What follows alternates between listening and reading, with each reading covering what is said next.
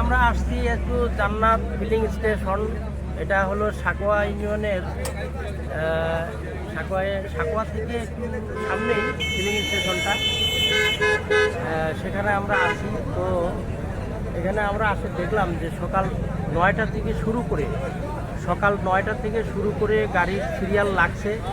এখনও পর্যন্ত তেলের কোনো আশঙ্কা নাই, কখন তেল আসবে সেই অপেক্ষায় হাজার হাজার বাইকার।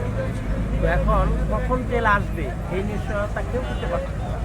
কেউ বলতেছে যে এখনও তেল ডিপোতে আছে, এই তেল কখন আসবে তার কোনো নিশ্চয়তা নাই। এই অনিশ্চয়তা মুহূর্তে হাজার হাজার বাইকার লক্ষ্য করি এরা মানে অপেক্ষায় আছে তেলের। তো এই ভোগান্তির শিকার আমি নিজেও কালকে হয়েছিলাম। আমি সাবা ফিলিং স্টেশনে কালকে লাইন ধরছি 9টা 30 মিনিটে। সেই অপেক্ষা করতে করতে সারাদিন গেছে। সারাদিনের পর আমি তেল পাই 10:30টার সময়। আমার সিরিয়াল ছিল 11।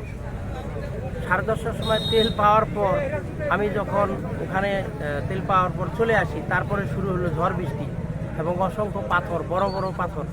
এই পাথর প্রতিটি মানুষের উপর প্রায় 600-700 বাইকার সেখানে উপস্থিত ছিল। তারা কিন্তু বৃষ্টির মধ্যে ভিজে পাথরকেও উপেক্ষা না করে তারা কিন্তু সেখানে দাঁড়াইছিল। এরপরেও তারা তেল শেষ পর্যন্ত শুনলাম যে অনেকেই পায় নাই। এই হলো অবস্থা। এই অবস্থার কখন অবসান, কখন মিলবে তেল, সেই প্রত্যাশায় আজকে জনগণ অশান্তির মধ্যে আছে।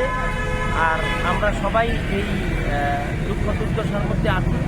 আশা করি এই সমস্যার সমাধান অচিরেই হবে, এই প্রত্যাশা কামনা করে আজকে জান্নাত ফিলিং স্টেশন সাকোয়া থেকে আমরা শেষ করতে যাচ্ছি কথা। ধন্যবাদ, ভালো থাকবেন সবাই।